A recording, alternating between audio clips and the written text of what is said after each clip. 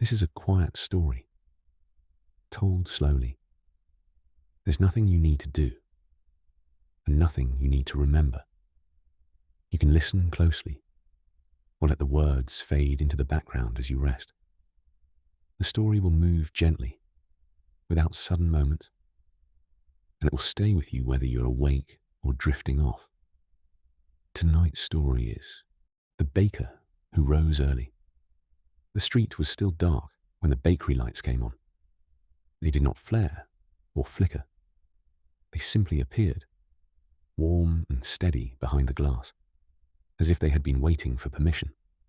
Outside, the town slept on, its windows dark, its pavements empty, the air holding that particular quiet that existed only before morning decided to arrive. Inside the bakery, the scent of flour and yeast lingered from the day before. It was faint but familiar, woven into the walls and counters, settled into the grain of the wooden tables. The room felt calm rather than empty, as though it understood it would soon be needed. The man who unlocked the door moved without hurry. He set his coat on the hook by the back wall, rolled up his sleeves, and washed his hands carefully. The water ran cold at first, then warmed.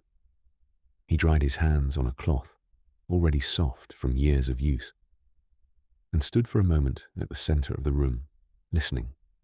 There were no clocks here that ticked loudly. Time was measured differently, by temperature, by texture, by the way dough responded to touch. Henry Collins had been rising early for so long that it no longer felt like effort. His body woke before thought did, guided by habit rather than alarm. He did not remember deciding to become a baker in the mornings. It had happened gradually, the way many lives did, one repetition at a time. He moved to the counter and lifted a large bowl from the shelf. It was heavier than it looked, its weight reassuring in his hands.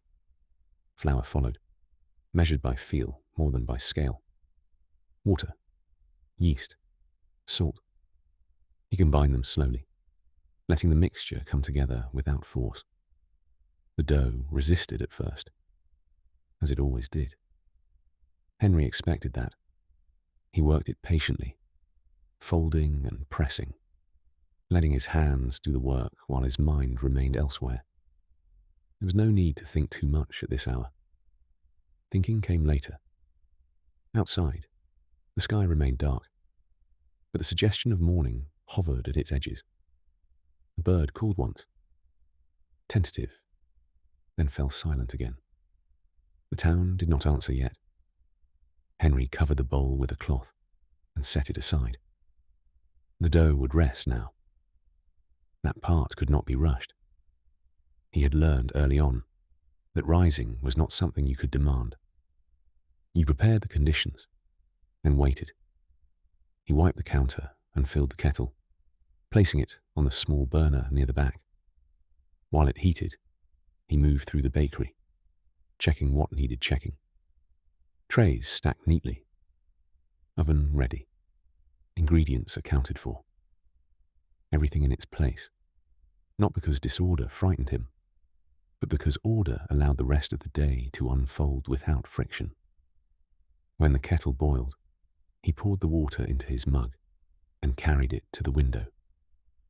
From here, he could see the length of the street. The lampposts still cast their pale circles on the pavement, and the shop fronts opposite remained shuttered. The bakery's light stood out against the dark, a small declaration of wakefulness in a sleeping town. Henry sipped his tea and felt the warmth settle. This moment, before the work gathered speed, had become his favorite part of the day. Not because it was restful, exactly, but because it was unclaimed. No customers yet, no expectations pressing in, just preparation and quiet. He returned to the bowl and lifted the cloth. The dough had begun to change already. Not visibly, not dramatically, but in the subtle way he had learned to recognize. It felt different under his fingers, softer, more willing. He smiled faintly, not with pride, but with acknowledgement. The process was underway. Henry worked the dough again, folding it back on itself, shaping it with careful movements. He did not hurry. There would be time later for speed. Now was for attention. He thought briefly of the mornings when he had first started, how he had risen early out of necessity rather than preference, how he had measured everything precisely, afraid of getting it wrong. He had believed then that skill came from control. Experience had taught him something gentler. Skill came from listening. The oven warmed gradually, the low hum filling the space without interruption. The air shifted, carrying the promise of heat.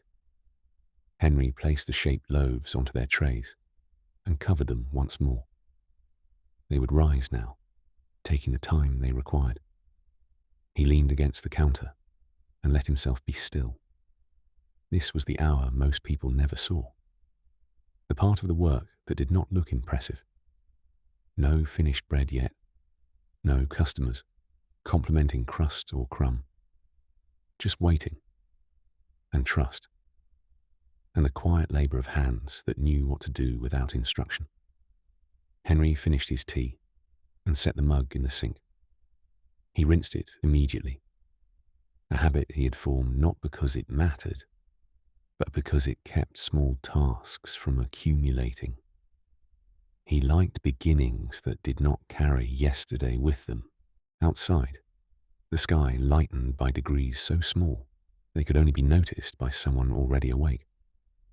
The lamplight faded slightly, its authority diminishing. Somewhere farther down the street, a door opened, then closed again. The town was beginning to stir. Henry checked the dough once more, then turned his attention to the oven. The day would move faster soon. There would be conversations, requests, small complaints, familiar faces. He welcomed them. The bakery existed for that exchange. But this hour, this space before the first loaf went in, belonged only to the work itself. Henry stood in the warm light of the bakery, hands dusted with flour, breath slow and even, and allowed the quiet to hold for just a little longer before morning fully arrived. The oven reached its temperature without ceremony. Henry knew the moment without checking the dial.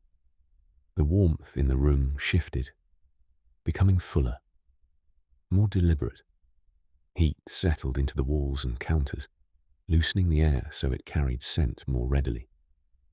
Flour, yeast, and something deeper began to rise together, the smell of work approaching its next stage. He uncovered the trays and examined the loaves. They had grown in quiet increments, their surfaces smoother now, gently domed.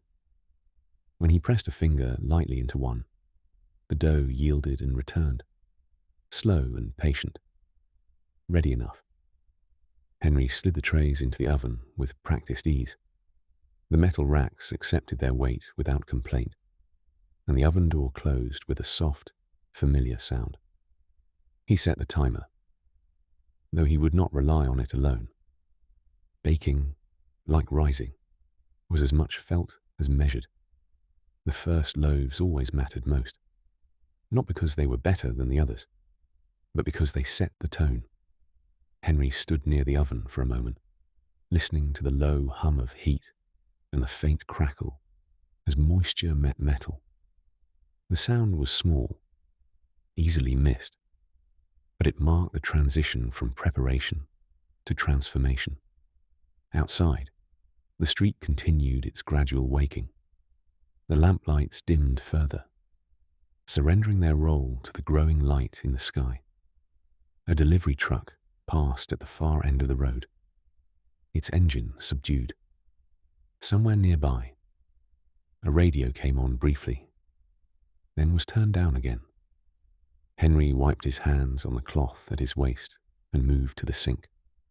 He washed up carefully, scrubbing flour from beneath his nails, rinsing until the water ran clear.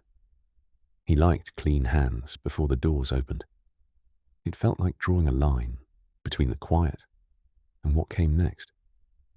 As he dried his hands, he caught his reflection in the small mirror above the sink.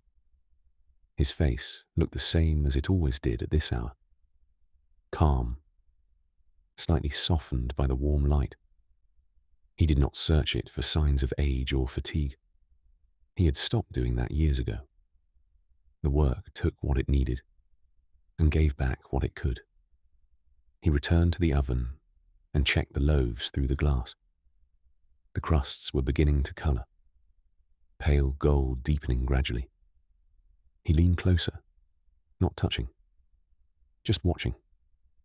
There was no rush. Bread did not respond well to impatience. Henry thought of the people who would arrive later, drawn by the smell before the sign even mattered. Regulars, mostly.